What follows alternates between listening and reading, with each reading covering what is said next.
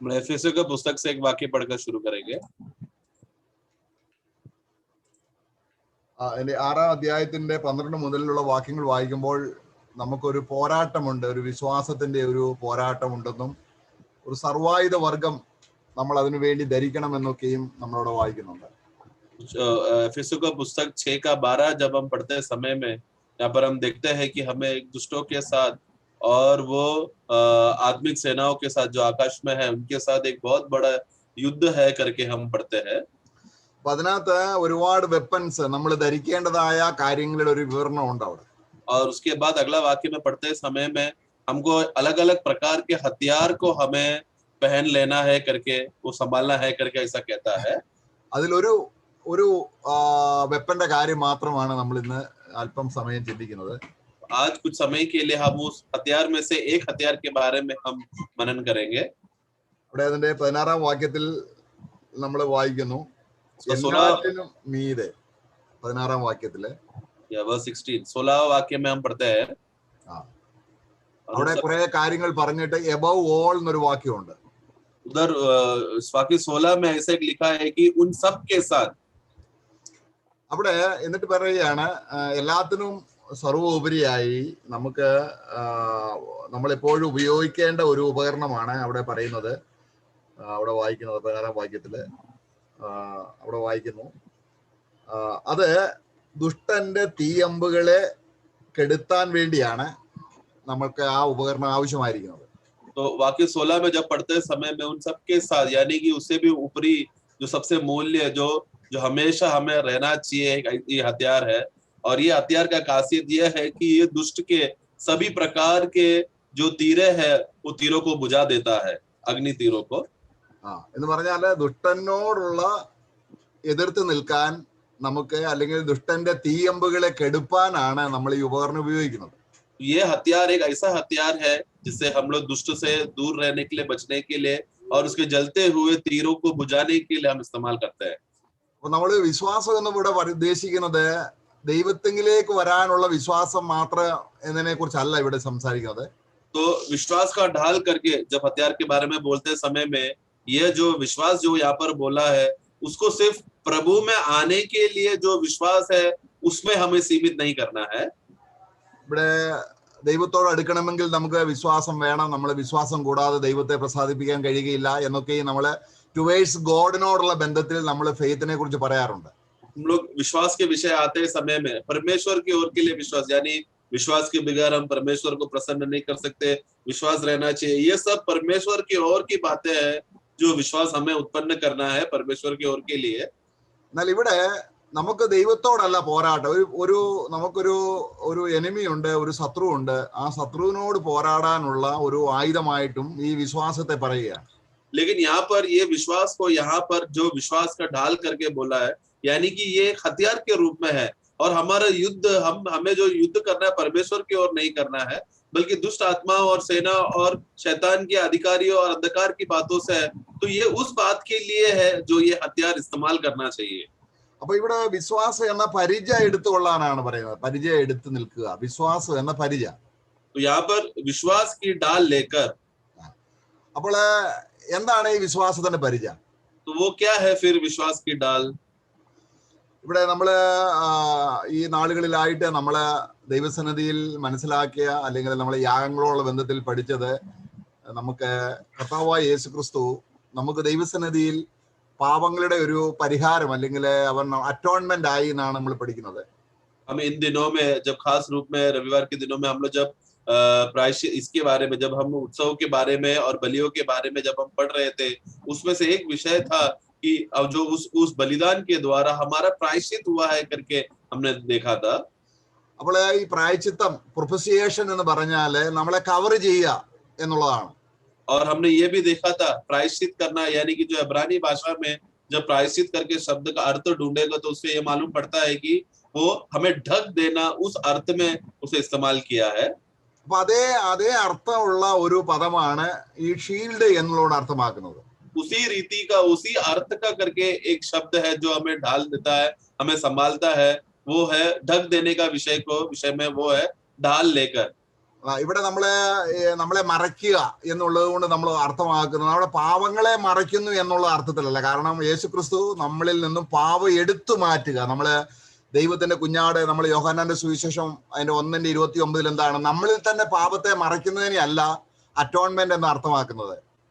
तो नए नियम में जब हम पढ़ते समय में प्रायश्चित करके जब वचन पढ़ते समय में हमें एक बात समझना है कि यहाँ पर नए नियम में वो ढकने का विषय केवल उतना ही नहीं, लेकिन प्रभु यीशु मसीह देख जब वो परमेश्वर का मेमना बनकर इस जगत पे आया था, यूहन्ना का पुस्तक 1:29 में पढ़ते समय में वहां पर हम पढ़ते हैं कि जगत का पाप उठा ले जाने वाले का अर्थ में बोला है। यानी कि प्रभु ने जब प्रायश्चित करते समय में हमें हमारे अंदर जो पाप है उसको ढक दिया है, वैसा नहीं है, बल्कि वो उठाकर लेकर गया है।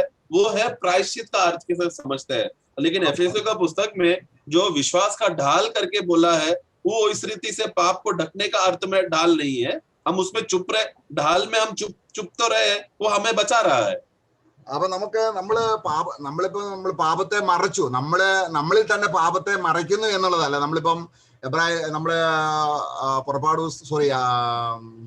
സങ്കീർത്തനം 32:1 നമ്മൾ വായിക്കുന്നത് എങ്ങനെയാണ്? ലംഘനം ക്ഷമിച്ചു പാപം മറച്ചു കിട്ടിയ മനുഷ്യൻ ഭാഗ്യവാൻ. हम लोग जब हमारा प्रायश्चित के विषय में जब हम पढ़ते समय में हमारे अंदर का जो पाप है उसको हमने ढक दिया है करके बोलते समय में वो कैसा अर्थ, कैसा ढका है करके वो समझना है। हम लोग नए नियम में वो विषय में अर्थ उसका अलग आता है प्रायश्चित का।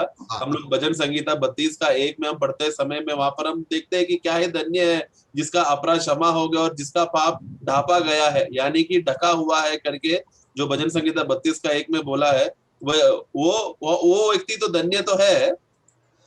അത് പാപങ്ങൾക്ക് വേണ്ടി ഒരു മൃഗത്തെ യാഗമാർക്കുമ്പോൾ ആ മൃഗത്തിന്റെ യാഗം കൊണ്ട് പാപം തൽക്കാലം മറയ്ക്കപ്പെടുന്നു. എങ്കിലും ആ പാപങ്ങളെ എടുത്തു മാറ്റാനാണ് മശിഹ വരുന്നത്. तो पुराने नियम में क्या था? जब कोई भी पशु को, मेमना को, जानवरों को इस्तेमाल करते समय में उसमें जब पुराने नियम में जब भी कभी भी बलिदान किया जाता था पाप के विषय में छुटकारा के लिए, वो क्या होता था पुराने नियम में? क्योंकि वो बलिदान करते समय में साल में वर्ष के एक ही बार के लिए पाप को ढापा जाता था, यानी ढक दिया जाता था। लेकिन मसीहा ने क्यों इस जगत पर आया? परमेश्वर का मेमना क्यों बनकर आया? हमारे अंदर से पाप को उठा ले जाने के लिए आया है।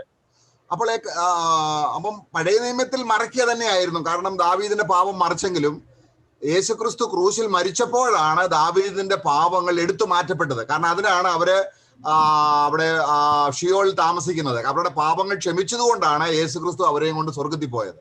तो पुराने नियम में हम देखते हैं कि कितना भी बड़ा बलिदान करे, कितना भी श्रेष्ठ करे, कितना भी अच्छा रीति से करे, पुराने नियम में वो बलि का सामर्थ्य इतना ही है कि उनका पापों को ढक दिया जाता था या ढापा जाता था, उसके आगे नहीं होता था। तो इसके लिए हम देखते हैं दाऊद का विषय में भी देखते हैं, जब उसने पाप किया उसको छुटकारा के विषय में जब बलिदान करते समय में उसको सिर्फ ढापा गया था, सिर्फ ढका हुआ था। इसके लिए पुराने नियम में जो भी विश्वासी लोग मरते हैं, विश्वास करके बलिदान करके प्रभु के आज्ञा को मानने वाले जो विश्वासी लोग हैं, पुराने नियम के विश्वासी लोग, उनके विषय में हम क्या देखते हैं? वो लोग मर जाने के बाद पाताल में जो सुख लोग है उस सुख लोग में वो लोग जाते थे, वही उनका स्थान था। लेकिन उनको छुटकारा कब मिला? वो लोग पाप से बचे कैसे? पूरा आजादी कब हुआ?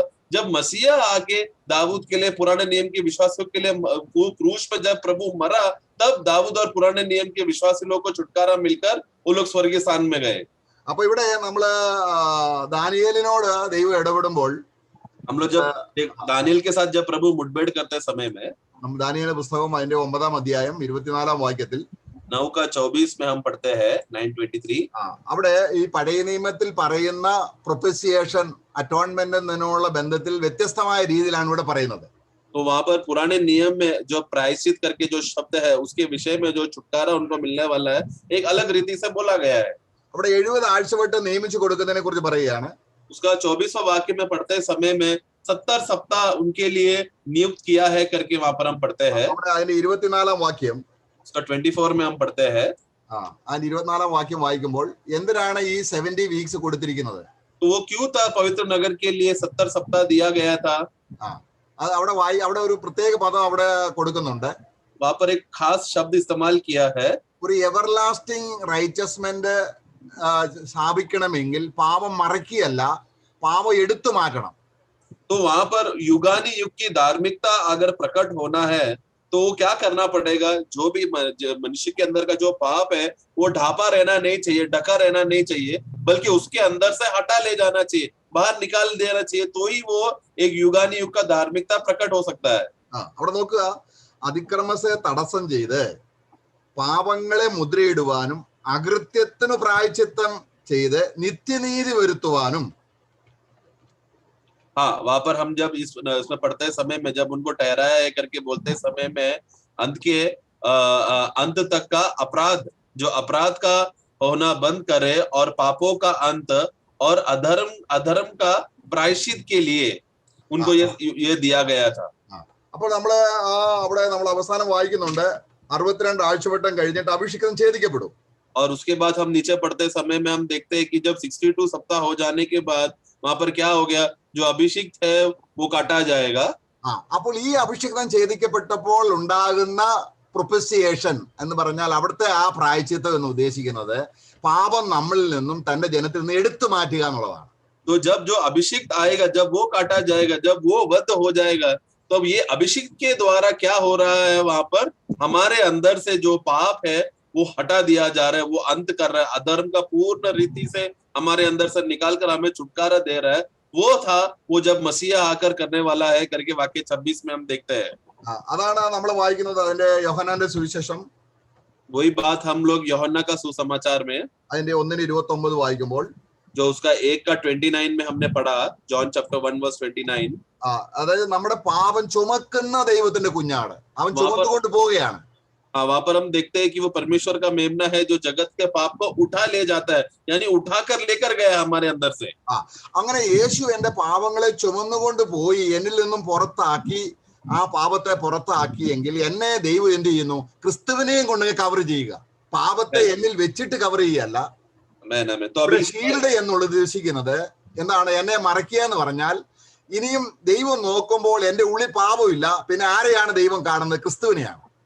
तो अभी परमेश्वर ने जब इतना बड़ा कार्य हमारे छुटकारे के लिए, हमारे प्रायश्चित के लिए जब करते समय में, पुराने नियम में बलि के द्वारा वो क्या होता था, वो मनुष्य का या पुराने नियम के संतों का क्या रहता था, पाप उनके अंदर ही रहता था और वो उसके ऊपर ही ढापा जाता था, उनके ऊपर ढका जाता था, पाप उसके अंदर से निकाला नहीं जाता था। लेकिन नए नियम में जब प्रभु यीशु मसीह मरा, ये परमेश्वर का मेमना मरा, तो उस क्रूस का उस कार्य की वजह से क्या हो गया, मेरे अंदर से जो भी पाप है, मेरे अंदर से जो भी अधर्म है, वो सब निकल गया, वो मेरे बाहर निकल गया, मेरे अंदर नहीं है। तो परमेश्वर, और फिर परमेश्वर क्या करता है, जब मेरे अंदर से पाप निकल जाने के बाद वो मुझे प्रभु यीशु मसीह दे रहा है, अपने पुत्र को दे रहा है, और मुझे उस पुत्र में मुझे ढापा जा रहा है, और अभी समय पुत्र में ढका जा रहा हूं। तो जब परमेश्वर जब मुझे देखते समय में, जैसा पुराने नियम में देखते समय में क्या देखता, लोगों का पाप तभी भी उनके रहता था और उस पाप के ऊपर उनको ढापा जाता था, उनको ढक दिया जाता था। लेकिन नए नियम में क्या कर रहा है, पाप हटाकर मसीह से हमें ढका जा रहा है।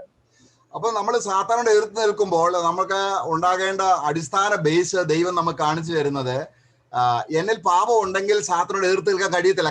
പാപം ഉള്ളിടത്ത് സാത്താൻ പൂർണ്ണമായിട്ട് നമ്മളെ ജയിക്കും, നമ്മളെ തോപ്പിച്ചു കളയും.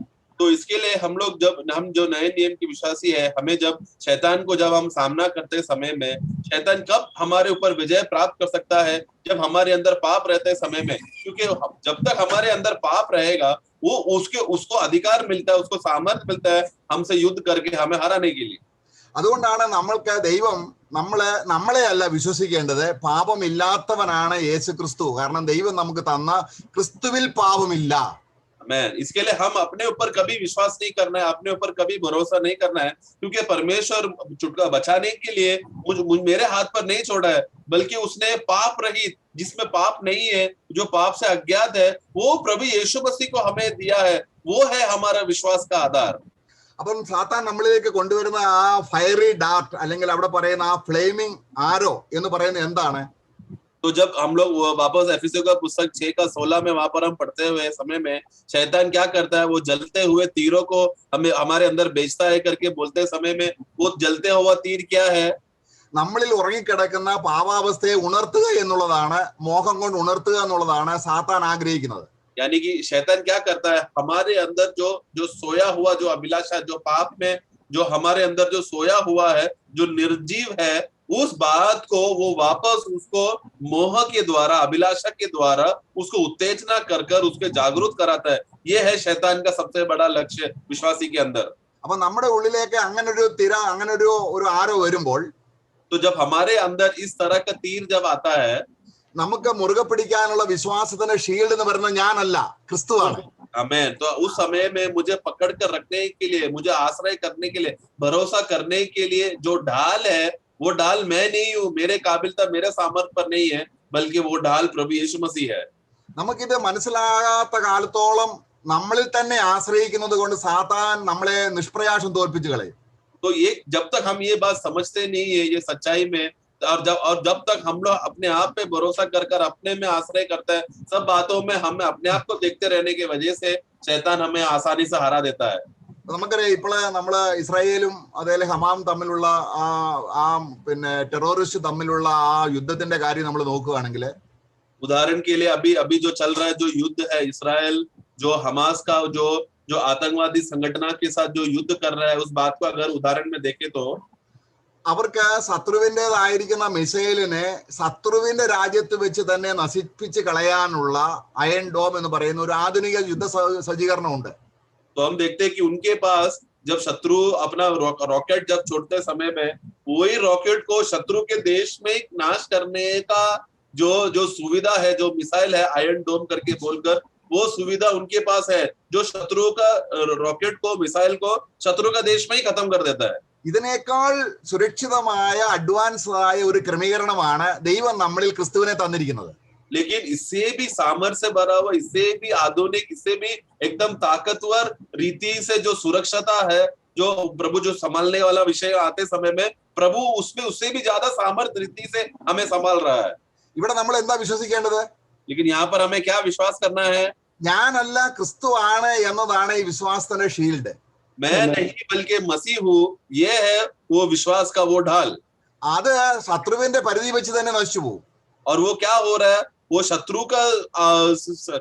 का राज्य में, शत्रु के उस परिस्थिति में उधर ही वो खत्म हो रहा है. അപ്പൊ ആ ഒരു വിശ്വാസത്തിന്റെ ഷീൽഡ് ഇല്ലാത്തവര് ഇവന്റെ ആയുധം നമ്മുടെ ഉള്ളിലേക്ക് വരികയും നമ്മള് അതിന്റെ ഒരു ബോംബ് വീണതിന്റെ പരിസ്ഥിതി പോലുള്ള സന്ദർഭങ്ങൾ നമുക്ക് ഉണ്ടാകുകയും ചെയ്യുന്നു. तो अगर वो विश्वास नहीं है ही नहीं, तो सही रीति से मैं विश्वास नहीं कर रहा, तो क्या होता है, शत्रु अपना अग्नि तीर जो मुझे भेजते समय में, क्योंकि मेरा विश्वास सही नहीं होने की वजह से वो मेरे अंदर ही वो कार्य हो जाता है. അപ്പൊ ഇവിടെ നമ്മൾ ഉപയോഗിക്കേണ്ട ആ ഷീൽഡ്, അല്ലെങ്കിൽ യേശുക്രിസ്തുവിനെ വിശ്വാസത്തിന്റെ ഷീൽഡായിട്ട് ഉപയോഗിക്കാനുള്ള അനേക സന്ദർഭങ്ങളാണ് ദൈവം നമുക്ക് ഒരുക്കുന്നത്. കാരണം അത് നമ്മൾ എപ്പോഴും ക്രിസ്തുവിന്റെ ജയത്തെ കാണാനാണ്. ക്രിസ്തു എങ്ങനെ ജയിക്കും, ക്രിസ്തുവിന് എങ്ങനെ എന്ത് കഴിയുണ്ട്, യേശുവിന് എന്ത് പ്രാപ്തിയുണ്ട് എന്ന് നമ്മളിൽ തെളിയിക്കാനാണ് ദൈവം ഉദ്ദേശിക്കുന്നത്. तो ये सब अवस्था क्यों प्रभु हमारे अंदर होने दे रहा है, ऐसे क्यों परिस्थिति से प्रभु लेकर जा रहा है, परमेश्वर ये ऐसा कर रहा है, इसके लिए कर रहा है क्योंकि वो प्रभु यीशु मसीह का काबिल था. प्रभु यीशु मसीह में आश्रय करने से, विश्वास करने से हमारा क्या लाभ होगा, ये बात के हमें समझने के लिए परमेश्वर ये सब का अनुमति दे रहा है. അപ്പൊ ഇത് നമ്മള് പുതിയ നിയമത്തിൽ മാത്രമല്ല, അപ്പൊ ദൈവം ഏതൊരു വ്യക്തിയോട് ഉടമ്പടി ചെയ്യുമ്പോൾ ദൈവം അവനെ തന്നെ അവനോട് ചെയ്യുന്ന ഒരു ഉടമ്പടിയാണ്. നമ്മൾ അബ്രഹാമി ഉടമ്പടിയിലേക്ക് വരുമ്പോൾ നമുക്ക് ഉൽപ്പത്തി പുസ്തകം 15 അധ്യായം 1-ാം വാക്യത്തിൽ, तो ये सिर्फ नए नियम के लिए सीमित है ऐसा नहीं है. पूरा जब भी परमेश्वर जब व्यवस्था उनके साथ वाचा बांधते समय में प्रभु ये करता था. पुराने नियम में अब्राहम के साथ करते समय में, जब उत्पत्ति का पुस्तक 15 अध्याय वर्ष അതിന്റെ 1-ാം വാക്യം, उसका पहला वाक्य जब हम पढ़ते हैं उत्पत्ति 15 का 1 में, हिंदी में पढ़ेंगे.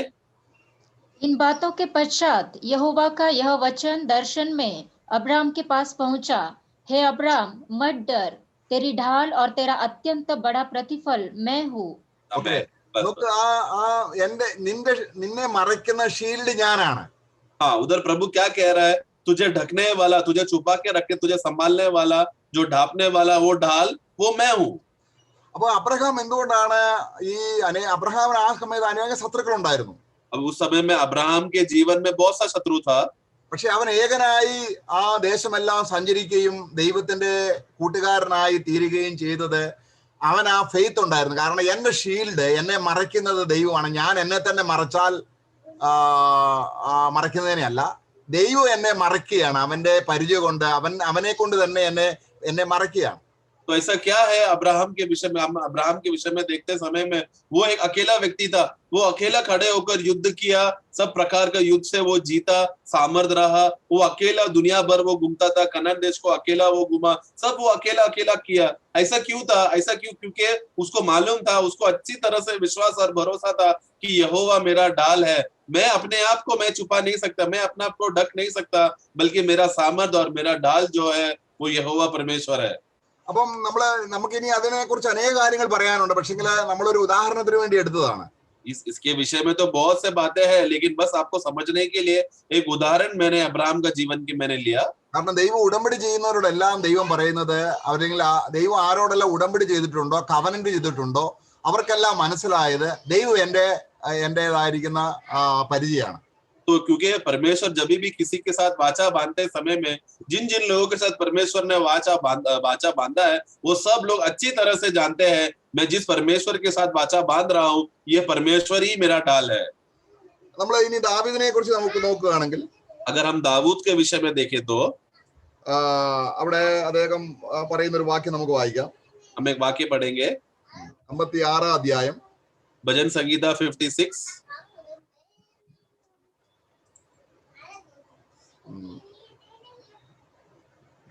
അതിന്റെ 3-4 വാക്യങ്ങൾ വായിക്കുന്നു.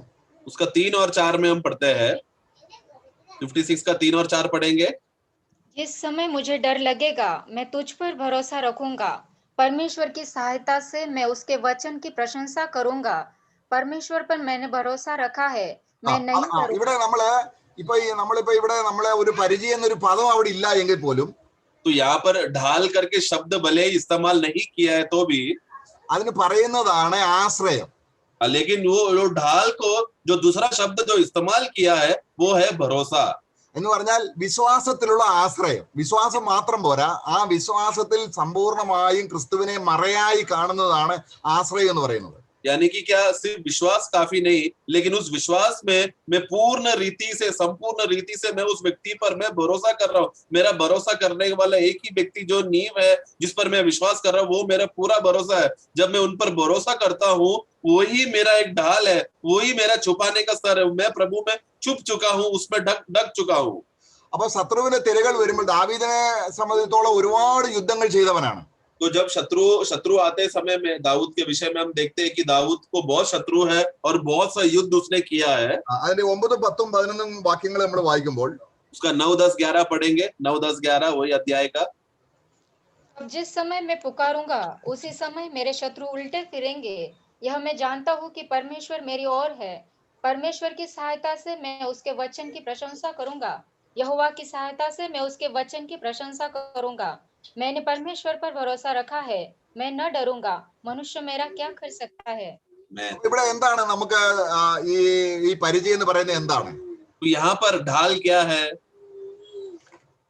ഇവിടെ ദൈവത്തിന്റെ വചനമാണ്, അല്ലെങ്കിൽ വചനത്തിലുള്ള ആശ്രയമാണ്. यानी कि यहाँ पर दाऊद ने प्रभु का वचन पर आश्रय किया, प्रभु का वचन पर भरोसा किया, वही उसका ढाल है।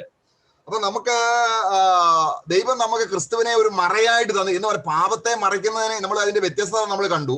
तो इसलिए परमेश्वर ने अपना पुत्र को हमें ढकने के लिए हमें दिया है करके हम देखते हैं। तो ये ढकने का विषय वो नहीं जो पुराने नियम में पाप को ढक देता था, वो बात नहीं है ये।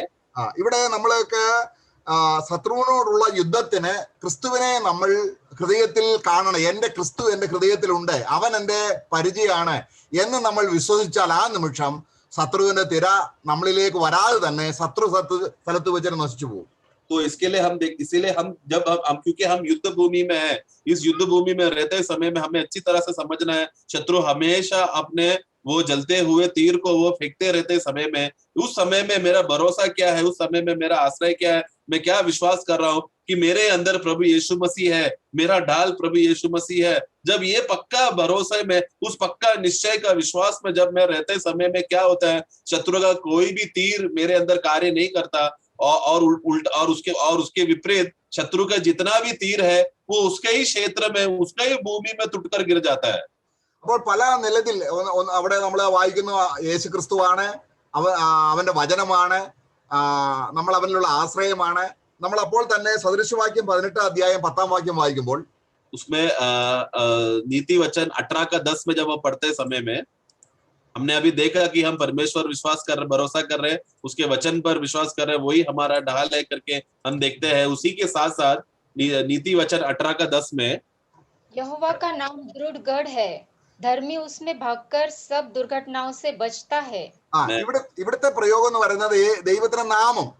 यहाँ पर जो ढाल के बदले जो इस्तेमाल किया हुआ जो प्रयोग है वो है यहोवा का नाम। അപ്പൊ കർത്താവായ യേശു ക്രിസ്തു എന്ന നാമം, ആ നാമമാണ് ഷീൽഡ്. यानी कि प्रभु यीशु मसीह का नाम, वो नाम ही है हमारे लिए ढाल। നമ്മളെ ആ നാമത്തോട്, ഞാൻ അറിയപ്പെടുന്നത് ആ നാമത്തോടുള്ള ബന്ധത്തിലാണ്. നമ്മളെ സഭയെ ഘടിപ്പിച്ചിരിക്കുന്നത് യേശു ക്രിസ്തു എന്ന നാമത്തോടാണ്. हमारा पहचान उस नाम में है। हम जो कलीसिया है, हम मसीह के जो एक देह है, एक शरीर है, वो पहचान वो किस नाम पर है? प्रभु यीशु करके नाम पर है। അപ്പൊ നാം ക്രിസ്തുവിനാൽ മറയപ്പെട്ട് കഴിയുമ്പോൾ, जब हम मसीह के द्वारा जब हम ढापे जाते हैं, ढक जाते हैं, छुप जाते हैं, നമ്മളെ സംരക്ഷിക്കുക മാത്രമല്ല ചെയ്യുന്നത്, तो उस समय में प्रभु हमें सिर्फ हमारा हिफाजत करता है, उतना ही नहीं, നമ്മൾ സാത്താനെ ജയിക്കുക കൂടിയാണ് ചെയ്യുന്നത്. बल्कि हम लोग शैतान पर विजय भी प्राप्त कर रहे हैं। കാരണം ഇവിടെ നമ്മൾ ഒരു കാര്യം കൂടെ നമ്മൾ മനസ്സിലാക്കണം. क्योंकि यहाँ पर एक और बात हमें समझना है। ഇവിടെ നമ്മള് പാപം എന്നിൽ തന്നെ ഇരിക്കുന്നു, എന്നിൽ തന്നെ മറിഞ്ഞിരിക്കുന്നു എന്ന് പറഞ്ഞാൽ പിന്നെയും സാത്താൻ ഒരു സ്റ്റെപ്പ് കൂടെ നമ്മുടെ ഉള്ളിലോട്ട് വെക്കും. देखो, जब पाप मेरे अंदर ही है और मेरे अंदर ही ढका हुआ अवस्था में है, जैसा पुराने नियम में बलिदान करने की वजह से पाप उनके अंदर ही रहता था, ऐसा समय में क्या होता है? शैतान को फिर भी सामर्थ मिलता है, वो एक और कदम आगे बढ़ाता है मुझ पर आक्रमण करने के लिए। वो और सामर्थ से मेरे पास आता है, क्योंकि पाप अभी भी मेरे अंदर है। അവിടെ നമ്മൾ നോക്കുക, നമ്മള് വെളിപ്പാട് പുസ്തകം 12-ാം അധ്യായത്തിന്റെ 11-ാം വാക്യം, हम लोग प्रकटीकरण का पुस्तक 12:11 में जब हम पढ़ते हैं, रेवलेशन 11, അവിടെ സാത്താനെ ജയിക്കാൻ അവരെ യേശു ക്രിസ്തുവിനെ അല്ലെങ്കിൽ ക്രിസ്തു എന്ന വിശ്വാസ പരിചയം അവർ ഉപയോഗിച്ചതിന്റെ ഒരു ഉദാഹരണം അവിടെ കാണുന്നുണ്ട്. तो वहां पर किस तरह शैतान पर विजय प्राप्त किया है, उसके विषय में एक उदाहरण को, एक परिस्थिति को, वो लोग किस तरह एक ढाल को इस्तेमाल किया करके एक अवस्था को हम देखते हैं। ആ വചനത്തിന്റെ ഒരു വിശദീകരണം നമ്മൾ മനസ്സിലായാൽ നമുക്ക് ഈ ശത്രുവിന്റെ തിരകളെ പൂർണ്ണമായിട്ടും തോൽപ്പിക്കാൻ കഴിയും. उस प्रयोग को अगर हम अच्छी रीति से समझते समय में शैतान जितना भी अपना अग्नि लहर तीरे भेजेगा, जितना भी आक्रमण करके लहरों को भेजेगा, उस पर विजय प्राप्त करने के लिए बचकर निकलने का रास्ता हमें मिलेगा। അതിന്റെ 11-ാം വാക്യം, वे मेमने के लहू के कारण और अपनी गवाही के वचन के कारण उस पर जयवंत हुए और उन्होंने अपने प्राणों को प्रिय न जाना, यहाँ तक कि मृत्यु भी सह ली। നമ്മുടെ സ്വന്തം പ്രാണനിൽ ആശ്രയിക്കുന്നതിനെ അല്ലത്. हाँ, तो उधर देखो क्या लिखा है, और उन्होंने अपने प्राणों पर भी वो लोग ना जाना, यानी कि अपने प्राणों को भी प्रिय नहीं जाना, मतलब उन लोगों ने अपने प्राण को प्रिय नहीं समझा, उसको मूल्य नहीं समझा, प्राण पर भरोसा नहीं किया। പക്ഷെങ്കിൽ എനിക്ക് എന്റെ ഉള്ളിൽ ആരുണ്ട്? എന്റെ പ്രാണനേക്കാൾ അധികമായിട്ട് എനിക്ക് ക്രിസ്തുവിന്റെ ജീവനുണ്ട്, ക്രിസ്തു എന്നിലുണ്ട്. बल्कि उन लोगों का क्या विश्वास था? मेरा प्राण से भी ज्यादा मूल्यवान व्यक्ति जो प्रभु यीशु मसीह है, वो मेरे अंदर है। मैं मेरा प्राण को नहीं प्रिय जानता, बल्कि मैं प्रभु यीशु मसीह उसको मैं प्रिय जानता हूँ। അപ്പൊ യേശു രക്തം ചിന്തത് എന്തിനാണെന്നുള്ളത് ഇവർക്ക് നല്ലപോലെ അറിയാം. इन लोगों को अच्छी तरह से समझ गया कि यीशु ने क्यों लहू बहाया है। കാരണം ക്രിസ്തു അവന്റെ രക്തം ചിന്തി എന്റെ സകല പാപങ്ങളെയും അവൻ ചുമന്ന് മാറ്റി.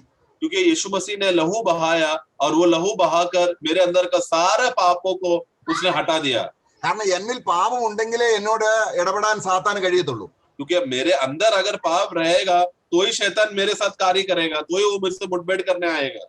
അപ്പോൾ എനിക്ക് ആ വിശ്വാസം, എനിക്ക് യേശു ക്രിസ്തു രക്തം ചിന്തി എന്റെ പാപങ്ങളെ ചുമന്നു മാറ്റി എന്നുള്ള, അഥവാ എന്തെങ്കിലും കുറവ് വന്നാൽ ഉടനെ നമ്മൾ അത് ഏറ്റു പറയണം.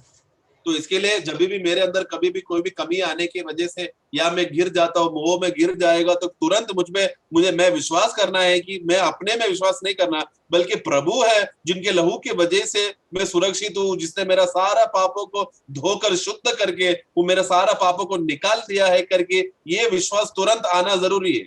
അപ്പൊ അവര് കർത്താവിനെ കുറിച്ച് പറഞ്ഞ സാക്ഷ്യവചനം, ये लोगों ने क्या किया? प्रभु की ओर के विषय का गवाह उन लोग ने बताया। അവരെ കുറിച്ച് പറഞ്ഞ സാക്ഷ്യമല്ല, उन लोगों ने अपने बारे में गवाही नहीं दिया, അവന്റെ രക്തച്ചൊരിച്ചിൽ കൊണ്ട് എന്ത് സാധിച്ചു എന്നുള്ളതാണ് അവര് പറയുന്നത്. बल्कि ये लोग क्या गवाही दे रहे हैं? उन लोग प्रभु यीशु मसीह जब लहू बहाने की वजह से उसमें मेरे को क्या फायदा हुआ, वो गवाही उन लोगों ने बताया। നമ്മൾ അവന്റെ രക്തത്താൽ അതിക്രമങ്ങളുടെ മോചനം എന്ന വീണ്ടെടുപ്പുണ്ട്.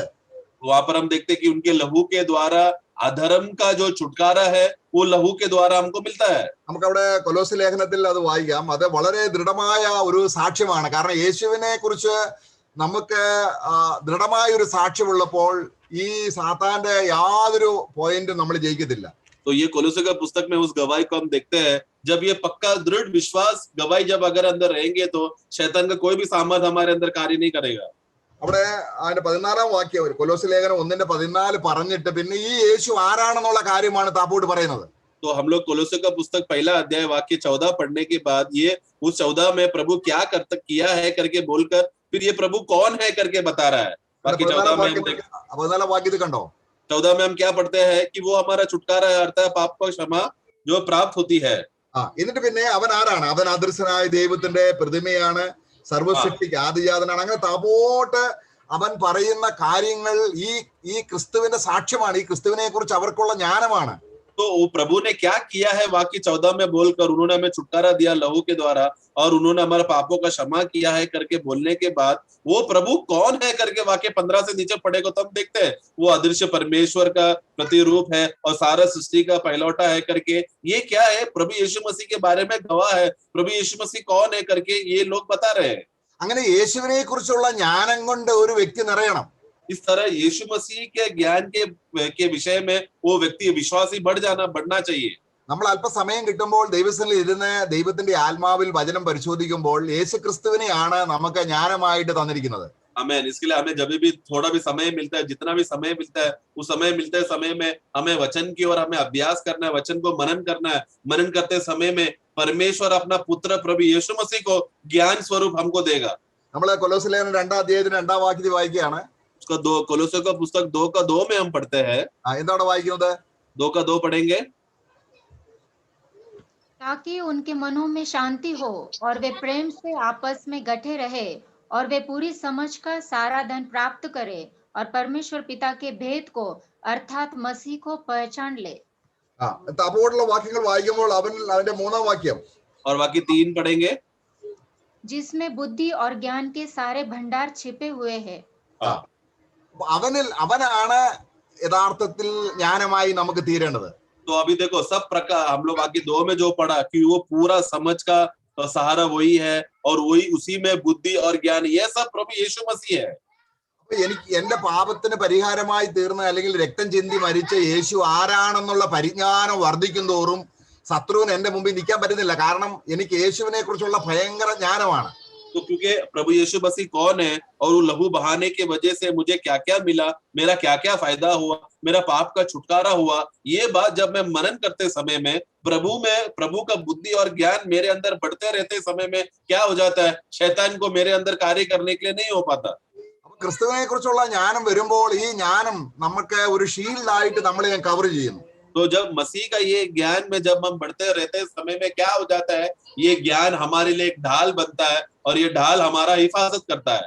അപ്പൊ നമ്മള് ഒരു വാക്യം നമ്മൾ വായിക്കുമ്പോൾ और एक वाक्य जब हम पढ़ते हैं നമുക്ക് നേരത്തെ തന്നെ നമുക്ക് ലോകത്തിൽ നിന്ന് കിട്ടിയ ഒരു ജ്ഞാനമുണ്ട്. हमको पहले से ही क्योंकि हम संसार में जीते हैं इससे पहले से ही एक संसार का ज्ञान है हमारे अंदर. ആ ജ്ഞാനവും ഈ ജ്ഞാനവും തമ്മിൽ ഒരിക്കലും ചേർന്ന് പോകത്തില്ല. संसार का ज्ञान और प्रभु जो मसीह जो हमारा ज्ञान है ये दोनों ज्ञान कभी साथ में नहीं चलता, कभी एक नहीं हो सकता. दोनों में भेदभाव है, दोनों एक नहीं हो सकता. ലോകജ്ഞാനം ഉള്ളവരെ നിഷ്പ്രയാസം സാത്താൻ കീഴ്പ്പെടുത്തും. अगर जिसके अंदर संसार का ज्ञान ज्यादा है उसमें कोई शंका नहीं, शैतान तुरंत उन पर कब्जा करेगा. കാരണം ലോകത്തിന്റെ ജ്ഞാനം അത് ശത്രുവിന്റെ ജ്ഞാനം തന്നെയാണ്. क्योंकि संसार का ज्ञान वो किसका ज्ञान है? शत्रु का ही ज्ञान है. वो നമ്മള് 2 കൊരിന്ത്യർ അതിന്റെ 4:16 മുതൽ 18 വരെയുള്ള വാക്യങ്ങൾ വായിക്കുമ്പോൾ दूसरा कोरिन्थी 4 का 16 से 18 जब हम पढ़ते हैं അവിടെ നമ്മൾ കുറവ് വരേണ്ടത് നാം പ്രാപിച്ചെടുത്ത ലോകത്തിലെ ജ്ഞാനം കുറഞ്ഞു വരണം. हमें जो कमजोरी होना है, जो निकम्मा होना है वो कौन है? हमारा जो बाहरी मनुष्य है वो प्रतिदिन कमजोर होते जाना है. പുറമേയുള്ള മനുഷ്യൻ ക്ഷയിച്ചു പോകുന്നു. കാരണം ആ ജ്ഞാനത്തിന് പ്രസക്തി ഇല്ലെന്നും ആ ജ്ഞാനത്തിൽ നമ്മള് കുറവ് വന്ന് വേറൊരു ക്രിസ്തുവിനെ കുറിച്ചുള്ള ജ്ഞാനം കൊണ്ട് നിറഞ്ഞു വരുന്നു. तो बाहर का भारी मनुष्यत्व क्या होता है? वो प्रतिदिन धीरे धीरे नाश होकर पूरा खत्म होते जाता है और उसी के साथ साथ क्या होता है, जो दूसरा एक मनुष्य है, यानी कि जो भीतरी मनुष्य, जो मनुष्य हमारे अंदर है, वो प्रतिदिन क्या होता है, नया होते जा रहा और बढ़ते जाता है। ആ അവനേക്കുള്ള ജ്ഞാനം നിറയുന്തോറും നമ്മൾ ഭയങ്കര ശക്തിയുള്ളവരായിരിക്കും. और उनका एक छोटा सा ज्ञान भी अगर हमारे अंदर आएगा और वो ज्ञान बढ़ते रहेगा तो हम लोग शक्तिशाली होते रहते हैं. ആ പൗലോസ് വചനം ശുശ്രൂഷിക്കുമ്പോൾ അവനോട് പറയുന്നുണ്ട്, അവിടെ 1 കൊരിന്ത്യർ അതിന്റെ 1-ാം അധ്യായത്തിന്റെ 23 മുതലുള്ള വാക്യങ്ങൾ വായിക്കുമ്പോൾ, पौलुस जब वचन का सेवा करते समय में 1 कोरिन्थी 1:23 में वो कहता है, ഞങ്ങളോ ക്രൂശിക്കപ്പെട്ട ക്രിസ്തുവിനെ പ്രസംഗിക്കുന്നു. वो कहता है कि हम तो जो क्रूस में चढ़ा है वह मसीह का प्रचार करते हैं. എന്നാൽ ഈ ക്രിസ്തു എങ്ങനെയാണ്? लेकिन ये क्रिस्तु, ये मसीह को क्या हो गया फिर? ഈ ക്രിസ്തുവിനേക്കുള്ള ജ്ഞാനം അവർക്ക് ഇടർച്ചയാണ്. ये मसीह, जब हम लोग क्रूशित मसीह के बारे में जब हम लोग बोलते समय में, ये ज्ञान बहुत लोगों के लिए ठोकर है. ക്രിസ്തുവിനേക്കുള്ള ജ്ഞാനം ജാതികളെ സംബന്ധിച്ചോളം, यानी कि जो अन्य जातियों के लिए है वो एक ठोकर का कारण है. എന്നാൽ യഹൂദന്മാർക്ക് അത് ഇടർച്ചയുമാകുന്നു. अन्य जाति के लिए और यहूदियों के लिए भी ठोकर है. എന്നാൽ യഹൂദിൽ നിന്നും ജാതിയിൽ നിന്നും ദൈവം വിളിച്ചവർക്ക്, जो यहूदियों के लिए जो बात ठोकर है और अन्य जाति के लिए जो ये मूर्खता है, इन दोनों में से प्रभु ने एक झुंड को बुलाया है, यहूदी और अन्य जाति को. അവർ ഏവർക്കും, അവർ ആരാണ്? ദൈവജ്ഞാനമായ ക്രിസ്തുവിനെ തന്നെ. उन लोगों के लिए क्या है? ये जो मसीह, बहुत बड़ा मसीह ज्ञान है. प्रभु के चुने हुए लोग, प्रभु का चुने हुए लोग, भले यहूदी हो या अन्य जाति हो, जो विश्वासी लोगों के लिए ये मसीह कौन है? सबसे बड़ा ज्ञान है. വിളിക്കപ്പെട്ട ഏവർക്കും ദൈവശക്തിയും ദൈവജ്ഞാനവുമായ ക്രിസ്തുവിനെ തന്നെ. जो बुलाए हुए लोग है, वो लोग कौन है? मसीह का वो कौन है? परमेश्वर का एक बहुत बड़ा सामर्थ्य है और परमेश्वर का ज्ञान है उन लोगों के लिए, जो बुलाए हुए लोगों के लिए. അപ്പൊ ക്രിസ്തുവിനെ കുറിച്ചുള്ള ജ്ഞാനം വർദ്ധിക്കുക അനുസരിച്ച് ശക്തിയും വർദ്ധിക്കും. इसके लिए मसीह का ज्ञान जितना हमारे अंदर बढ़ते रहेगा, उसी के साथ साथ सामर्थ्य भी बढ़ता है. ഇവിടെ സാമർത്ഥ്യം നമ്മൾ ഉദ്ദേശിക്കുമ്പോൾ ഇവിടെ നമ്മളെ ക്രിസ്തുവിന്റെ ആ കഴിവ് അല്ലെങ്കിൽ ക്രിസ്തുവിന്റെ ജ്ഞാനവും ക്രിസ്തുവിന്റെ ശക്തിയും നമ്മളിലേക്ക് കൊണ്ടുവരുന്നത് ഹോളി സ്പിരിറ്റ് ആണ്. तो यहाँ पर सामर्थ्य से हम लोग बढ़ता है करके बोलते समय में मसीह में जो काबिलता है, यानी कि मसीह का ज्ञान, मसीह का समझ, मसीह का स्वभाव, ये पवित्र आत्मा हमारे अंदर लाता है. അപ്പൊ അവിടെ വായിക്കുന്നുണ്ടത്, वहां पर हम पढ़ते हैं, എല്ലാറ്റിനും മീതെ, परंतु ये सब के ऊपर, എല്ലാറ്റിനും മീതെ 16-ാം വാക്യം ഇംഗ്ലീഷിലെ 16. अच्छा इधर एफिशिएंस 6:16 एफिशिएंस एफिसियों का पुस्तक 6 का 16 में जो हम पढ़ते हैं, और उन सब के साथ, उन सब के ऊपर, और इन सब के साथ विश्वास की ढाल लेकर स्थिर रहो, जिससे तुम उस दुष्ट के सब जलते हुए तीरों को बुझा सको. അടുത്ത വാക്യത്തിലുണ്ട് ആത്മാവിന്റെ വാള്. और अगला वाक्य 17 में वहां पर हम पढ़ते हैं आत्मा का तलवार करके. ഈ പഴയ നിയമത്തിൽ നമ്മൾ നേരത്തെ വായിച്ചു, യേശുവിന്റെ, ക്രിസ്തുവിന്റെ നാമം, ക്രിസ്തുവിന്റെ വചനം, ക്രിസ്തുവിന്റെ ആത്മാവ്, ഇതെല്ലാം നമുക്ക് ഷീൽഡ് ആയിട്ട് നമുക്കങ്ങ് അനുഭവപ്പെടുക, അല്ലെങ്കിൽ നമുക്ക് ആ ക്രിസ്തുവിനുള്ള ജ്ഞാനം എല്ലാം നമുക്കൊരു കവറിംഗ് ആയിട്ട് തീരുക. हम लोग जैसा पुराने नियमों में और भजन संगीतों में हमने बहुत जगह पर पढ़ा, मसीह का नाम के बारे में पढ़ा, जो हमारे लिए एक ढाल है. मसीह पर भरोसा करना, उन पर विश्वास करना एक ढाल है. जिन लोगों के साथ प्रभु ने वाचा बांधा है, उन लोग प्रभु पर भरोसा करता है. ये सब बातें अब वो हमारे जीवन में एक ढाल स्वरूप बन जाता है. അപ്പം ലോകത്തിലുള്ള സകല വിശുദ്ധന്മാരെയും സാത്താൻ ഒരു വിധത്തിൽ അല്ലെങ്കിൽ മറ്റൊരു വിധത്തിൽ അവരെ പരീക്ഷിക്കേണ്ടതിനും ഇതുപോലുള്ള ഈ തിരകൾ അയച്ചുകൊണ്ടിരിക്കും. तो हम देखते हैं कि संसार के लोगों, जो जिस दुनिया में जो संसार के लोग जो जी रहे हैं, उन लोगों को अलग अलग तरीके से उनको निराशा लाने के लिए, उनको तकलीफ और वेदना में परीक्षा देकर शैतान उनको उनके ऊपर अग्नि तीरों को देकर उनको गिराने देखता है. അപ്പം നമ്മൾ ഇതിനെ കുറിച്ചാണ് നമ്മൾ 1 പത്രോസ് 5-ന്റെ 8-ാം വാക്യത്തിൽ വായിക്കുന്നത്. पहला पत्रोस 1 पीटर 1 പത്രോസ് 5-ന്റെ 8-ാം വാക്യത്തിൽ 5:8 में, पहला पत्रोस 5:8 में हम पढ़ते हैं, അവിടെ ഉണർന്നിരിപ്പി, നിർമ്മതരായിരിപ്പിൻ എന്ന് പറഞ്ഞാൽ ഈ വിശ്വാസം എന്ന ഈ കവചം ധരിച്ചുകൊള്ളുന്ന ഈ ഷീൽഡ് ധരിക്കുന്നതിനെ കുറിച്ചാണ് പറയുന്നത്. वहां पर सचेत रहो और जागते रहो करके बोलते समय में उसका अर्थ क्या है, मतलब क्या है? मसीह जो हमारा ढाल है उस ढाल को पहन लो, मसीह के ढाल में छुपे रहो, वो अर्थ में है, कहता है सचेत रहो और जागते रहो। അതായത് നിർമ്മതരായിരിപ്പീൻ, ഉണർന്നിരിപ്പീൻ. हाँ, सचेत रहो और जागते रहो, നിങ്ങളുടെ പ്രതിയോഗിയായ പിശാച്. क्योंकि तुम्हारा विरोधी शैतान। അപ്പോൾ ഇവിടെ നമ്മള് നേരത്തെ എഫേസ്യ ലേഖനത്തിൽ നമ്മൾ വായിച്ച ആ ശത്രുവിന്റെ തീയമ്പുകൾക്ക് പകരം ഇവിടെ പറയുന്നത് സാത്താൻ അലറുന്ന സിംഹം പോലെ. हाँ, अभी हमने एफेसियों में जब हमने पढ़ा उसका 6:16 में हमने क्या पढ़ा, शैतान क्या करता है, वो जलती हुई तीरों को बेचता है। यही बात जब हम पत्रोस में पढ़ते समय में वो शत्रु का स्वभाव क्या है, वो एक गरजता हुआ सिंह के समान है करके कहा है। അപ്പം എനിക്ക് വേണ്ടി ദൈവത്തിന്റെ ന്യായവിധിയെ അഭിമുഖീകരിച്ച യേശു ക്രിസ്തു എല്ലാ പ്രശ്നത്തെയും അഭിമുഖീകരിക്കാൻ എനിക്കുണ്ട്. കാരണം ഏറ്റവും വലിയ പ്രശ്നം ദൈവത്തിന്റെ ന്യായവിധിയാണ്. तो हमें प्रभु यीशु मसीह का सामर्थ को और उनके बल को एक बात समझना है। सबसे बड़ी बात, जो सबसे बड़ा रुकावट जो हमें रोकने वाला बात है, वो था परमेश्वर का न्याय। वो प्रभु यीशु मसीह ने क्या किया, मेरे ऊपर आने वाला परमेश्वर का न्याय और परमेश्वर का क्रोध को प्रभु यीशु मसीह ने सामना किया, और उसको प्रभु यीशु मसीह ने स्वयं वो सब बातों को झेल कर प्रभु अभी यीशु मसीह मेरे अंदर आया है। ये महान शक्तिशाली सामर्थ्य प्रभु यीशु मसीह है जो शैतान के सारा तंत्रों के सामने खड़ा है। അപ്പൊ ഈ ക്രിസ്തുവിനെ നമ്മൾ എപ്പോഴും ഞാനല്ല, കാരണം ദൈവത്തിന്റെ ന്യായവിധി അഭിമുഖീകരിച്ച ഞാനല്ല. तो इसके लिए हमें इसलिए मसीह का सामर्थ्य को समझना है। परमेश्वर का क्रोध को मैं सामना कर नहीं सकता, मैंने सामना नहीं किया, प्रभु ने किया है। അപ്പം നമ്മുടെ കർത്താവായ, അതാണ് നമ്മളെ നമ്മളെ എബ്രായ ലേഖനം അതിന്റെ 7-ാം അധ്യായത്തിൽ ഒരു വാക്യം കൂടെ വായിക്കാം. इब्रानियों का पुस्तक अध्याय 7 में हम एक वाक्य पढ़ते हैं।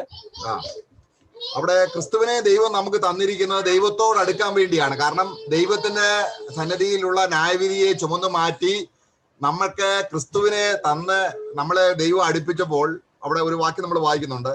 जब परमेश्वर ने अपना पुत्र मसीह को हमें देते समय में परमेश्वर का उद्देश्य क्या था, ताकि उस पुत्र का बलिदान के द्वारा, इस पुत्र के द्वारा हम परमेश्वर के निकट आ सके। ये उद्देश्य में परमेश्वर ने पुत्र को हमारे लिए दिया है।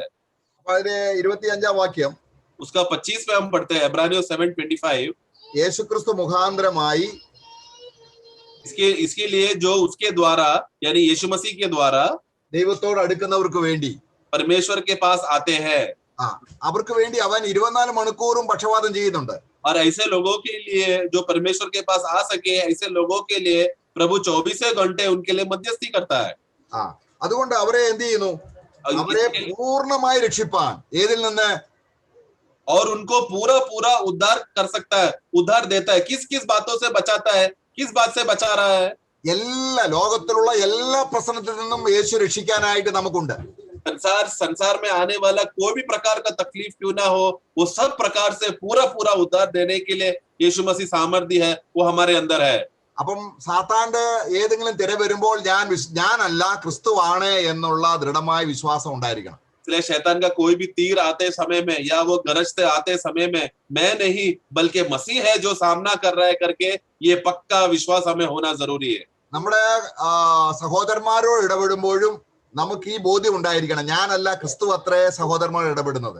और जब मैं भाइयों के साथ भी जब मैं मुठभेड़ करता हूँ, भाइयों के साथ भी जब मैं संगति करते समय में, उस समय में भी कौन प्रकट हो रहा है, कौन सामने आना है, मैं नहीं बाहर आना है, बल्कि मसीह है जो सब भाइयों के सामने, मेरे अंदर का जो मसीह है जो बाहर प्रकट होकर उनके साथ संगति करना है। ഇനിയുള്ള എല്ലാ കാര്യവും യേശു ക്രിസ്തു, അതാണ് യേശുവിനെ ശിരസായിട്ട് കാണുക എന്നുള്ളത്. अभी से मेरे जीवन में जो भी कुछ बातें हैं उसका सारा अधिकार, सब बातों का निर्णय लेने वाला प्रभु यीशु मसीह है। इसलिए हम पढ़ते हैं कि मसीह तुम्हारा शिरोमणि है, मसीह तुम्हारा सिर है। അവൻ എന്ത് ചെയ്യുന്നു, वो क्या करता है, അവൻ അവിടെ പറയുന്നത് അവൻ able to save an uttermost.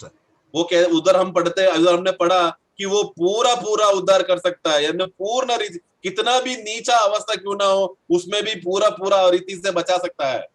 അപ്പൊ യേശു ക്രിസ്തുവിനെ കുറിച്ചുള്ള ബോധം കൊണ്ട് നമ്മളങ്ങ് നിറയണം. इसके लिए यीशु मसीह में क्या क्या काबिलता है, उस पूरा रीति का ज्ञान हमारे अंदर होकर उसमें भर जाना चाहिए। കാരണം എന്റെ ശരീരത്തോട് പോലും ഞാൻ ഇടപെടാൻ എനിക്ക് ക്രിസ്തുവിനെ വേണം. यहाँ तक कि मेरे शरीर के साथ, मेरा देह में भी अगर मुझे कुछ कमी आए, मुझे मुठभेड़ करना हो, सामना करना हो, तो मुझे उसमें भी प्रभु यीशु मसीह का जरूरत है। കാരണം ക്രിസ്തു എനിക്ക് എല്ലാത്തിലും എല്ലാമാണ്. എന്റെ ശരീരത്തെക്കാൾ, എന്റെ പ്രാണനേക്കാൾ, എന്റെ ജീവനേക്കാൾ, എന്റെ ഭാര്യയേക്കാൾ, മക്കളെക്കാൾ, നിലങ്ങളെക്കാൾ, സ്വന്തം പ്രാണനേക്കാൾ അധികമായിട്ട് എനിക്ക് പ്രഷ്യസ് ആയിരിക്കുന്നത് യേശുക്രിസ്തു ആണെന്നുള്ളൊരു ബോധ്യം വന്നു കഴിഞ്ഞാൽ ശത്രുവിന് നമ്മുടെ മുമ്പിൽ നിൽക്കാൻ കഴിയത്തില്ല. क्योंकि मसीह अभी मेरे लिए सबसे मूल्यवान है, मसीह मेरे अंदर अभी सब में सब कुछ है। मसीह मेरा वो इसमें मेरा विषय क्यों ना हो, मेरा शरीर का विषय, मेरा प्राण का विषय, मेरा जमीन जायदाद के विषय, मेरा पति पत्नी बच्चे, मेरा जायदाद, सो कोई भी बातें हो, इस सबसे भी सबसे बड़ा ऊंचा और सबसे मूल्यवान व्यक्ति प्रभु यीशु मसीह है करके जब एक विश्वासी ये बात को पहचानता है, इस ज्ञान में जब वो भर जाता है तो शैतान उसको कुछ नहीं कर सकता। നമ്മള് അപ്പോസ്തല പ്രവൃത്തി 5-ാം അധ്യായത്തിൽ നമ്മൾ വായിക്കുന്നുണ്ട്, നമ്മള് ഈ ക്രൂശ് ഈ വിധമായ കാര്യങ്ങളിലെല്ലാം നമ്മളെ അവസാനിപ്പിച്ചിട്ട് യേശുക്രിസ്തുവിനെ നമ്മുടെ ഉള്ളിൽ എല്ലാമായി തന്നിരിക്കുകയാണ് ദൈവം. हम लोग प्रेरितों का कार्य 5 में पढ़ते समय में वहां पर हम देखते हैं कि क्रूस में प्रभु ने किया हुआ कार्य को पूरा करने के बाद परमेश्वर ने मसीह को हमारे लिए सब कुछ बातों के लिए मसीह को दे दिया गया है। എന്നാൽ അനന്യാസും സഫീറയ്ക്കും ഒരു കാര്യം ചിന്തിച്ചു. ഞങ്ങൾക്ക് ലോകത്തിൽ എല്ലാവർക്കും ദാരിദ്ര്യം വന്നു, പട്ടിണി വന്നു. അപ്പോൾ ആ സമയത്ത് നമുക്ക് ദാരിദ്ര്യം കൂടാതെ ജീവിക്കണമെങ്കിൽ അവർ സ്വന്തമായ ഒരു വഴി കണ്ടുപിടിച്ചതാണ്. അവര് സാത്താന്റെ വഴി. കാരണം അവരുടെ പണം അവരെ ഹൃദയത്തിൽ സൂക്ഷിച്ചു. അതുകൊണ്ട് അവരുടെ ഷീൽഡായി തീർന്നത് പണമായിരുന്നു. तो वहां पर अनन्यास, तो ये अवस्था जब अच्छी रीति से जब उनको सिखाया गया था प्रेरितों में कि अब एक विश्वासी हो जाने के बाद उसका सब कुछ अभी प्रभु यीशु मसीह है, ये बात जानने के बाद भी अनन्यास और सफीरा का जीवन में क्या हो गया, उन लोग ये बात सोचने लगे, देखो हम पैसा तो दे रहे हैं, हम जायदाद बेचकर पैसा तो दे रहे हैं, लेकिन अगर कुछ भी गरीबी आ गई, कुछ भी अकाल आ गया, कुछ भी तकलीफ हुआ तो हम कैसे जिएंगे। इसलिए अगर जीना है तो क्या करना पड़ेगा, ऐसे समय में, तकलीफ के समय में पैसा अगर हमारे अंदर रहेगा तो तो ही हम बचेंगे बोलकर ये एक बहुत बड़ा गलती शैतान ने उनका दिल में डाल दिया, जिसके वजह से क्या हो गया, यीशु मसीह जो उनका ढाल रहना चाहिए था, उन लोगों का ढाल फिर पैसा बन गया। അപ്പൊ അനന്യാസ് സഫീറിനെ സംബന്ധിച്ചോളം അത് പണമായിരുന്നെങ്കിൽ വേറെ ചിലരെ സംബന്ധിച്ചോളം മക്കളായിരിക്കാം, ഭാര്യയായിരിക്കാം, നിലങ്ങളായിരിക്കാം, അല്ലെങ്കിൽ നമ്മുടെ വിദ്യാഭ്യാസമായിരിക്കാം, ഏതെങ്കിലും ക്രിസ്തുവിന് പകരമായിട്ട് ഒരു ഷീൽഡായിട്ടുണ്ടെങ്കിൽ നമ്മൾ ശത്രുവിന്റെ തെരിയുടെ മുമ്പിൽ തോറ്റുപോകും. കാരണം ശത്രുവിനറിയാം ഈസി ആയിട്ട് നമ്മളെ തോൽപ്പിക്കാൻ കഴിയും. तो यहाँ पर अभी उदाहरण के लिए जब हमने अनन्यास और सफीरा का जीवन देखा, अनन्यास और सफीरा के जीवन में उनका ढाल अभी क्या हो गया, धन बन गया। उन लोग ने धन को अपना ढाल बनाया। उसी तरह हर एक जो विश्वासी है वो लोग क्या करते हैं, मसीह को छोड़कर कोई भी बातों को, कोई भी चीजों को, कोई भी व्यक्ति को अपना ढाल बना लेगा, वो तकलीफ में आएगा। कुछ लोगों के लिए उनका पत्नी उनका एक ढाल रहता है, कुछ लोगों के लिए उनका बच्चा ढाल रहता है, कुछ लोगों के लिए उनका काम, उनका नौकरी, उन्होंने जो पैसा कमाया है, जो धन दौलत, जो इज्जत, वो सब उनका ढाल बन जाता है। तो क्या करेगा, शैतान को ऐसे विश्वासियों के ऊपर कब्जा कर आक्रमण करने के लिए एकदम आसान हो जाता है। അതുകൊണ്ട് ദ്രവ്യാഗ്രഹം സകലവിധ ദോഷത്തും, കാരണം ആ ദ്രവ്യാഗ്രഹം ദ്രവ്യം വന്നു കഴിയുമ്പോൾ നമ്മൾ അതിനെ ഒരു ഷീൽഡായിട്ട് ഉപയോഗിക്കുന്നു. क्योंकि मोह जो है सब प्रकार का दुष्टता है, वो सब प्रकार, जिसके वजह से मोह आ गया तो उसमें हम लोग गिर गए तो क्या हो गया, और शैतान हमें पकड़ लेता है। നമ്മളവിടെ സങ്കീർത്തനം 52-ാം അധ്യായത്തിൽ ഒരു വാക്യം കൂടെ വായിച്ച് അവസാനിപ്പിക്കാം. भजन संगीता 51 में भी वो एक वाक्य पढ़ेंगे, അതിന്റെ 7-ാം വാക്യം.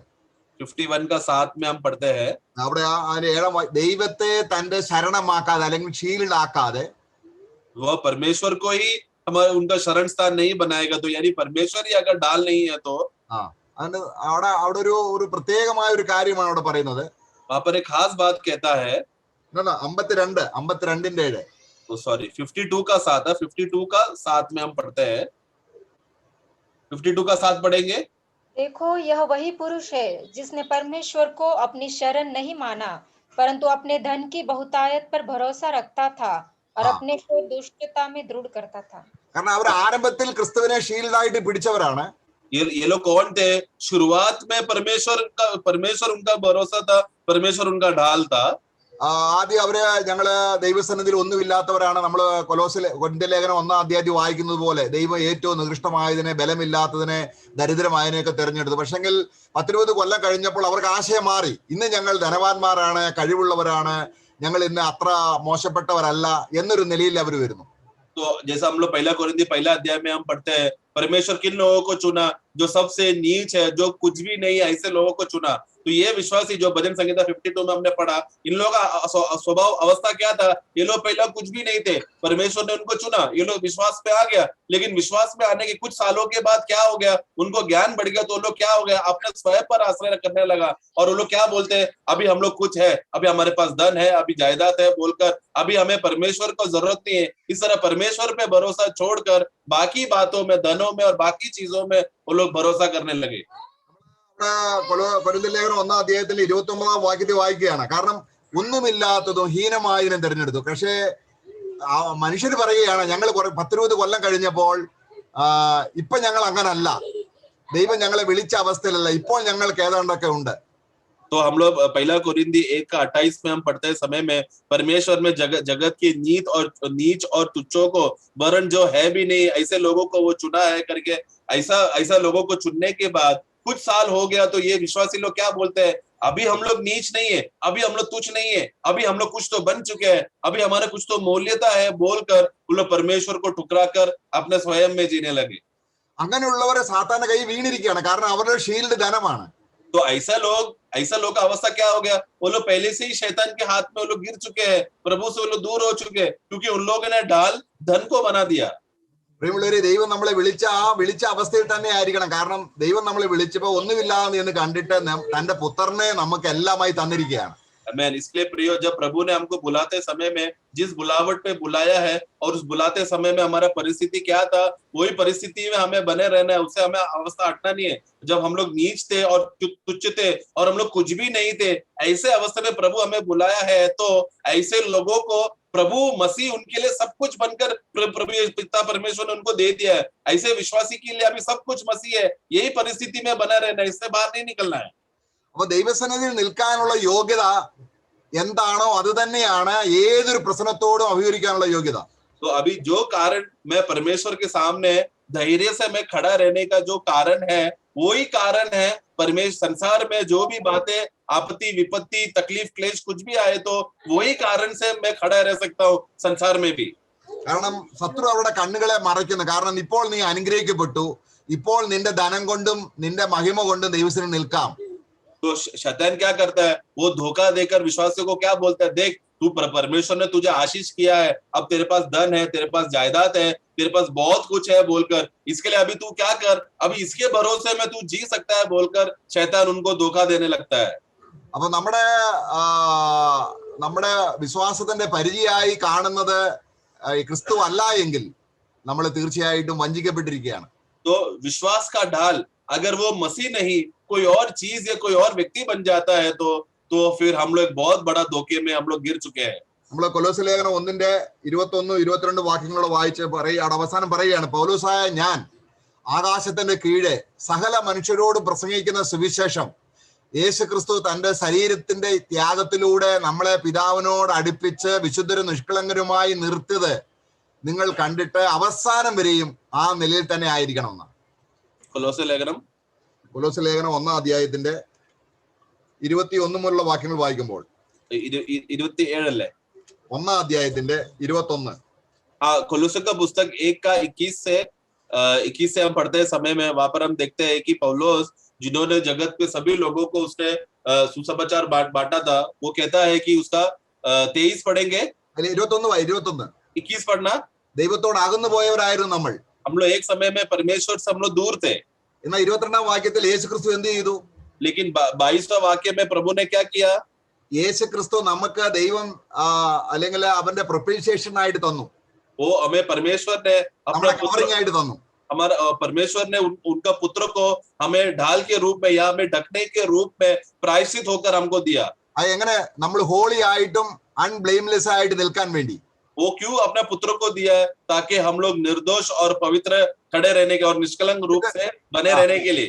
എന്നിട്ട് 23-ാം വാക്യം, और फिर 23 में हम पढ़ते हैं, if you continue in the faith, यदि तुम विश्वास में नींव पर दृढ़ बने रहे. 23-ാം വാക്യം വായിച്ചേ. 23वां वाक्य पढ़ेंगे 23. यदि तुम विश्वास की नींव पर दृढ़ बने रहो और उस सुसमाचार की आशा को जिसे तुमने सुना है न छोड़ो, जिसका प्रचार आकाश के नीचे की सारी सृष्टि में किया गया और जिसका मैं पौलुस सेवक बना. അപ്പൊ ഈ അടിസ്ഥാനം മാറാൻ പാടില്ല. ये इस नींव से हमें हटना नहीं है, കാരണം എനിക്ക് ദൈവസന്നിധിയിൽ നീതിയോടെ കുറ്റമില്ലാത്തവനായി നിൽക്കാൻ ഈ കുഞ്ഞാട് ആവശ്യമാണ്. क्योंकि मुझे परमेश्वर की उपस्थिति में धार्मिकता के साथ और बिना कोई दोष में अगर मुझे खड़ा रहना है तो परमेश्वर का ये मेमना के लिए जरूरत है मुझे. ശത്രുവിനോട് നേരെ നിൽക്കാനും അവൻ തന്നെയാണ്. और शत्रु के सामने भी अगर मुझे खड़ा रहना है विजय रूप में तो भी मुझे मसीह चाहिए. നമ്മുടെ ബാഹ്യമായ സിറ്റുവേഷൻ മാറി മറിഞ്ഞു വന്നാലും ഈ ക്രിസ്തു ആയിരിക്കണം അടിസ്ഥാനം. हमारा भारी परिस्थिति बदले या ना बदले, हर परिस्थिति में, हर बदलते हुए परिस्थिति में मसीह में हमें स्थिर रहकर विश्वास में दृढ़ रहना है. അതിൽ ഓരോരുത്തരുടെ പണി എങ്ങനെന്ന് കർത്താവിന്റെ സന്നിധിയിൽ ശോധന ചെയ്യും. और एक एक लोगों का काम मसीह की उपस्थिति में एक दिन परखा जाएगा. ക്രിസ്തു അല്ലാതെ വേറൊരു അടിസ്ഥാനം ഏതെങ്കിലും കാര്യത്തിൽ ഇട്ടാൽ നമ്മളുടെ പ്രവൃത്തി എല്ലാം വെന്തുപോകും. मसीह छोड़ कोई और बातों को अगर हम इस्तेमाल करते हैं नींव के रूप में तो उसका प्रभु हमको लेखा देना पड़ेगा, क्योंकि मसीह के अलावा और कोई नींव नहीं रहना चाहिए. हर बात में मसीह ही हमारा नींव रहना चाहिए बांध काम के लिए.